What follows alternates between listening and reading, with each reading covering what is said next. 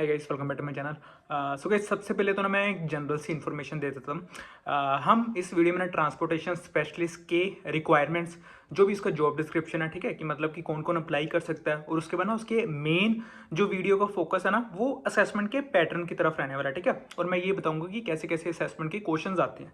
Channel पे एक video notice करी होगी ट्रांसपोर्टेशन स्पेशलिस्ट की, जो 2024 में डाली गई थी, ठीक है। उस ट्रांसपोर्टेशन स्पेशलिस्ट का जो पैटर्न था ना वो डिफरेंट था 2024 में। अब जो पैटर्न देखोगे ना लेटेस्ट ट्रांसपोर्टेशन स्पेशलिस्ट का, तो वो पैटर्न चेंज हो गया होगा। सबसे पहले हम आते हैं ट्रांसपोर्टेशन स्पेशलिस्ट की बेसिक रिक्वायरमेंट्स में कि कौन कौन अप्लाई कर सकते हैं। फ्रेशर अप्लाई कर सकते हैं, ठीक है, बट ग्रेजुएशन मैंडेटरी है, 12th पास वाले इसमें नहीं अप्लाई कर सकते। Full time work from home profile है। जब लिंक से ओपन करोगे ना तो राइट हैंड साइड में ना सभी वर्चुअल स्टेट्स मेंशन करी होंगी। ऑलमोस्ट 10 to 11 स्टेट्स मेंशन होंगी जब जॉब डिस्क्रिप्शन ओपन करोगे लिंक से।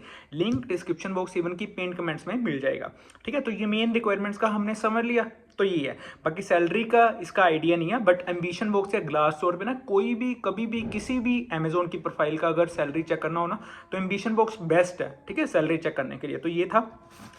अब ना इसके 3 राउंड्स है जो ट्रांसपोर्टेशन स्पेशलिस्ट प्रेफर, मतलब जो ट्रांसपोर्टेशन स्पेशलिस्ट में आते हैं। सबसे फर्स्ट राउंड होता है सिमुलेशन राउंड। सिमुलेशन राउंड को हम ट्राई आउट राउंड भी कह सकते हैं। सेकंड राउंड होता है work cell assessment. Work cell assessment को हम पर्सनैलिटी, बिहेवियर, कल्चरल असेसमेंट भी कह सकते हैं, ठीक है, जो हम पहले भी वीडियोस में कवर कर चुके हैं। जिन्होंने VCS की वीडियोस देखी हैं या जो भी different shipping and delivery support associate में भी ये पैटर्न फॉलो करा जाता था। थर्ड राउंड होता है को वर्कर कन्वर्जेशन। को वर्कर कन्वर्जेशन वो नहीं जो मीना, एलेक्स, क्रिस्टियाना, सेलेस्टी वाली हम करते थे VCS में, वो नहीं, ठीक है। तो इस करके ना उसको साइड में रख के डिफरेंट को वर्कर कन्वर्जेशन होती हैं, ठीक है। तो ये 3 राउंड्स होते हैं ट्रांसपोर्टेशन स्पेशलिस्ट में। मैं सबसे फर्स्ट राउंड पे आ रहा हूँ, जो सिमुलेशन राउंड होता है, ठीक है गाइस। सिमुलेशन राउंड थोड़ा सा टफ हो सकता है, बट इसका ना मैं बेसिक 5 तरह के ना कंसेप्ट इस असेसमेंट में फर्स्ट सेक्शन के समझाऊंगा, ठीक है। प्रेजेंटेशन की फॉर्म में मैं समझा नहीं पाऊंगा, ठीक है, उसमें कॉपीराइट इश्यूज बहुत कंपनीज को दिक्कत है, वो डिफिकल्ट है। बट एक बार ना इससे समझ के देखना, अगर फिर भी कोई दिक्कत लगे देन दोबारा से बताना कमेंट्स में, ठीक है। फर्स्ट तरह का जो क्वेश्चन होता है ना, ऐसा लगा लो कि मेरे को ना एक ईमेल आई है टीम लीड की तरफ से। उस ईमेल का ना सब्जेक्ट है, मैं बताता हूँ, मैगजीन वेंडर परफॉर्मेंस एक सब्जेक्ट है। उस ईमेल में ना टीम लीड मेरे को कह रही है कि हमारे को ना 4 वेंडर्स, हमारे ना अमेजोन में 4 वेंडर्स हैं जो पैकेजिंग के लिए भी काम करते हैं, जो कस्टमर्स को मैगजीन भी प्रोवाइड करते हैं। हमारे को ना एक ऐसा वेंडर, हमारे को ना वेंडर्स की रैंकिंग करनी है। 3 उसके ना क्राइटेरिया मेंशन है। अब वो 3 क्राइटेरिया कैसे कैसे मेंशन है, maintain high customer satisfaction, ship products on time and minimize cost, ठीक है। तो ये बेसिक ईमेल थी एक, ठीक है, जो मेरे को टीम लीड की तरफ से आई है, ठीक है। अब इसके आगे ना मेरे को क्वेश्चन जो पूछा गया ना, मेरे को ना उन 4 वेंडर्स हैं ABCD। अब वही 4 वेंडर्स की ना डिफरेंट एक्टिविटीज के बेसिस पे ना वो मतलब जज करा गया, ठीक है। उन 4 वेंडर्स को वो एक टेबुलर फॉर्म में होगा। जैसे कि ABCD 4 वेंडर्स हैं, उनको किन किन एक्टिविटीज पे जज करा गया है, customer issues, quantity, ship on time and cost to Amazon.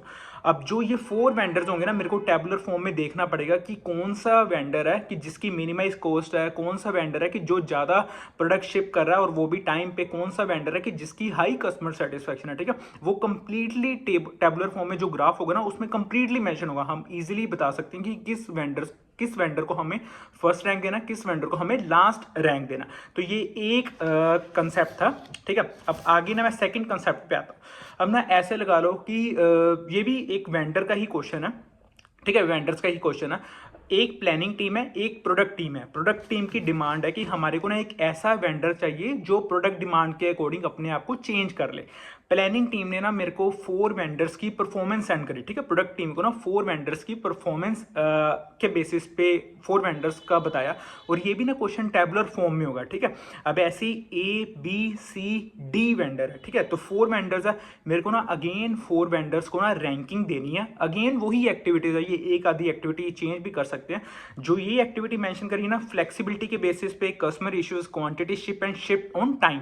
तो 4 एक्टिविटीज मेरे को दी गई और मेरे को को 4 वेंडर्स दिए गए, ठीक है। और प्रोडक्ट टीम ने कैसा वेंडर चूज करने के लिए कहा था कि जो अपने आप को क्विकली चेंज कर पाए प्रोडक्ट डिमांड के अकॉर्डिंग, ठीक है। तो ये क्वेश्चन है, मेरे को 4 वेंडर्स को ना सिंपली रैंकिंग देनी है उनकी एक्टिविटीज के बेसिस पे। टैबुलर फॉर्म में सब कुछ मेंशन होगा, ठीक है, कि सब कुछ A to Z उनकी एक्टिविटीज के बेसिस पे कि क्या इसका इंपैक्ट है, क्या इसकी प्रायोरिटी है, ठीक है, सब कुछ मेंशन होगा। अब मैं थर्ड कंसेप्ट समझा रहा हूँ। मेरे को अगेन ईमेल आई है, ठीक है, और उस ईमेल का ना सब्जेक्ट है कस्टमर ऑब्सेशन ट्रेनिंग, और उसमें ना मेरे को ईमेल में ये मेंशन करा गया, hi this is a reminder that you have to complete the customer obsession training by the end of the day, ठीक है। तो ये मेरे को ईमेल कही गई है, ठीक है, और ये प्रायोरिटी के बेसिस में मेरे को मतलब कि एक ईमेल आउटलुक में मेंशन होता है ना कि हाई प्रायोरिटी इस ईमेल का है, ठीक है। तो वैसी ईमेल मेरे को ना सेंड करी गई है। अब ऐसी ना मेरे पास ना 4 एक्टिविटीज मेरे को ना टैबुलर फॉर्म में मेंशन कर दी, ठीक है। अब इसमें वेंडर्स का नहीं है, मेरे को 4 एक्टिविटीज की रैंकिंग दिखाई गई टैबुलर फॉर्म में, ठीक है। और उन एक्टिविटीज का ना मेरे को ये बताया गया कि इस एक्टिविटी को करने के लिए कितने घंटे लगेंगे, इस एक्टिविटी का क्या इंपैक्ट है, इस एक्टिविटी का क्या प्रायोरिटी है, ठीक है। और 4 एक्टिविटीज कौन कौन सी है मैं बता देता हूँ। Work on ongoing project, second activity complete training, third activity investigate customer issues, fourth activity है अटेंड टीम मीटिंग, ठीक है। इन सभी 4 एक्टिविटीज का ना डिफरेंट टाइम मेंशन है, डिफरेंट इम्पैक्ट मेंशन है, डिफरेंट प्रायोरिटी मेंशन है। Suppose work on ongoing project का प्रायोरिटी हाई है, इंपैक्ट भी हाई है, ठीक है। रिजोल्व कस्टमर क्वेरीज, इसका इंपैक्ट भी ज्यादा है, प्रायोरिटी भी ज्यादा है, ठीक है। अब ऐसे ही है अटेंड टीम मीटिंग, इसका इंपैक्ट कोई भी नहीं है, प्रायोरिटी मीडियम है, ठीक है। ऐसे ही जो कस्टमर ऑब्सेशन ट्रेनिंग मेरे को कंप्लीट करने के लिए कही गई थी 4 एक्टिविटी का ना इंपैक्ट मीडियम है बट प्रायोरिटी काफी हाई है, ठीक है। तो ऐसे ही मैं एक्टिविटीज को रैंक करूंगा, वैसे ही मेरे को क्वेश्चन में सिंपली इसका आंसर देना पड़ेगा रैंकिंग के बेसिस पे, ठीक है। तो ये थर्ड कंसेप्ट था। और 4 कंसेप्ट में आता हूँ। एक ना रिक्रूटर है, ठीक है, कोई भी XYZ रिक्रूटर है, सीनियर रिक्रूटर है, मेरे को ना उसने ईमेल सेंड करी कि मेरे को इस करके ईमेल सेंड करी क्योंकि मेरे ही टीम का ना कोई कैंडिडेट इंटरव्यू दे रहा है, ठीक है, कि अपनी टीम में लाने के लिए ना किसी कैंडिडेट का इंटरव्यू है, ठीक है, हमारी टीम को ज्वाइन करना है। अब जो मेरी टीम में किसी ने इंटरव्यू लेना था ना वो अवेलेबल नहीं है, ठीक है। तो ये फर्स्ट पॉइंट था। जो रिक्रूटर सीनियर रिक्रूटर ने मेरे को मेंशन करा ना, तो मेरे को कहा कि तुम्हारी टीम का ना जिसने इंटरव्यू लेना था वो अवेलेबल नहीं है, तो इस करके ना तुम्हारे को उसकी जगह इंटरव्यू लेना पड़ेगा। और इवन कि जिस कैंडिडेट ने इंटरव्यू देना है ना वो ऑन साइट पहुंच चुका है, ठीक है। तो हम उस कैंडिडेट का इंटरव्यू ऐसे नहीं कि लाइक कैंसिल कर दे या कोई भी रीस्केड्यूल कर दे, क्योंकि उसमें कैंडिडेट का टाइम वेस्ट होगा, ठीक है। और इवन कि ये पॉलिसी के अकॉर्डिंग नहीं है। तो मेरे को जो और सिचुएशन दी गई है ना, मेरे को ये कहा गया कि मेरे को अपना काम भी करना है, जो भी मेरी 8 to 9 आवर की शिफ्ट है मेरे को वो भी काम करना है। एक एम्प्लॉय भी अवेलेबल नहीं है, वो भी लीव पे है, मेरे को उसका भी काम करना। और इवन कि मेरे को एक नया काम सीनियर रिक्रूटर ने असाइन करा है कि मेरे को उस कैंडिडेट का इंटरव्यू भी लेना है, ठीक है। तो ये क्वेश्चन है। अब ये क्वेश्चन जो होते हैं ना, तो ये ऐसा लगा लो कि मैं कैसे समझाऊं, अगेन ये बार ग्राफ्स की फॉर्म में होते हैं, ठीक है। जैसे कि क्वेश्चन में ना मेरे को लेफ्ट से लेके राइट तक ना ऐसे ग्राफ दिया होगा कि highly ineffective effective highly effective, ठीक है। और ऐसे ऐसे ना मेरे को क्वेश्चन पूछे जाएंगे, how effective is to escalate the decision to your manager, ठीक है। अब ऐसे ही मैं highly ineffective and highly effective के बेसिस पे रैंकिंग कर सकता हूँ, ठीक है। How effective is to do your assigned work, जो भी मेरा काम है डे बाय डे एक्टिविटीज होती है, तो उसके बेसिस पे मेरे को उसका आंसर देना पड़ेगा। How effective is to find the person who can take the interview of that candidate, ठीक है। कि कोई डिफरेंट पर्सन मैं फाइंड आउट करूं कि जो उस कैंडिडेट का इंटरव्यू ले सके, ठीक है। Third question. अब ऐसे ही फोर्थ क्वेश्चन है, how effective is to take the candidate of interview but no questions will be asked, ठीक है। तो इस क्वेश्चन के बेसिस पे मेरे को highly effective and highly ineffective के बेसिस पे आंसर देने पड़ेंगे। ऐसे ही अगर मैं लास्ट कंसेप्ट की बात करूँ ना, अगेन ये कह लो कि मेरे को ईमेल ही आया है और उस ईमेल का ना सब्जेक्ट है हायरिंग इवेंट प्रिपरेशन। कोई इवेंट टीम है तो वो ना इवेंट कंडक्ट करवाना चाहती है मेल, ठीक है। मेरे को मेल आई है कि वो हम इवेंट कंडक्ट करवाना चाहते हैं और ना 4 एक्टिविटीज़ है, ठीक है। हम किस एक्टिविटी एक्टिविटी को कौन से रैंक पे करें ताकि हमारा हायरिंग इवेंट जो भी है हमारी प्रिपरेशन ईजिली खत्म हो जाए और वो सक्सेसफुल हो वो इवेंट, ठीक है। ऐसे 4 एक्टिविटीज़ मेरे को पता है कौन कौन सी गिवन है। Order catering, schedule interview, respond to candidate emails, attend event planning meetings, ठीक है। तो ये 4 एक्टिविटीज़ गिवन है। इसका अलग टाइम, हर एक्टिविटी का ना एक अलग टाइम है, हर एक्टिविटीज़ का एक अलग इम्पैक्ट है, हर एक्टिविटी का एक अलग प्रायोरिटी है, ठीक है। मेरे को टाइम देखना पड़ेगा कि किस एक्टिविटी का क्या प्रायोरिटी है और इसको कितना टाइम लग रहा है, मेरे को किस एक्टिविटी को कौन सा रैंक देना है, किस एक्टिविटी को कौन सा लाइक लास्ट पे रैंकिंग देनी है, ठीक है। तो ये क्वेश्चंस होते हैं। तो ये 5 कंसेप्ट मैंने ना किसके सिमुलेशन राउंड के समझा दिए, ठीक है। वर्क सेल असेसमेंट गाइस बहुत ही ईजी है। हम ना वर्क सेल असेसमेंट बहुत बारी डिस्कस कर चुके हैं, VCS में हम कर चुके हैं, कल्चरल असेसमेंट, बिहेवियर असेसमेंट, ठीक है।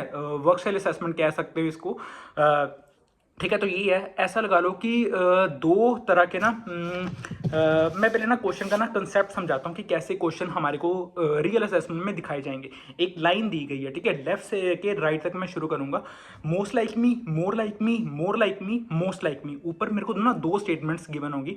सपोज करो ये फर्स्ट स्टेटमेंट है और हर बारी ना मोस्ट लाइक मी चूज करना और हर बारी पॉजिटिव स्टेटमेंट चूज करना, ठीक है। फर्स्ट स्टेटमेंट, फर्स्ट क्वेश्चन की ना 2 स्टेटमेंट की मैं एग्जाम्पल ले रहा हूँ। फर्स्ट स्टेटमेंट है I change myself according to the situation, ठीक है। और सेकंड है I get panic when I am not able to complete that work in the mention deadline. अब मेरे को खुद बताओ कि ये इन दोनों स्टेटमेंट में से कौन सी स्टेटमेंट पॉजिटिव लग रही है। ऑब्वियसली वो वाली स्टेटमेंट ना कि जो लाइक अगर मैं अमेजोन में जॉब करना चाहता हूँ तो उसकी मिशन, विजन, वैल्यूज सब कुछ मेरे को पता होना चाहिए और उसके अकॉर्डिंग मेरे को काम करना चाहिए ताकि प्रोफेशनल ग्रोथ भी हो, पर्सनल ग्रोथ भी हो, ठीक है। तो I change myself according to the situation. अगर मैं पैनिक हो जाऊंगा, कंप्लीट डेडलाइन में लाइक डेडलाइन मेंशन डेडलाइन में कंप्लीट नहीं कर पाऊंगा तो उसका तो कोई काम ही नहीं है ना।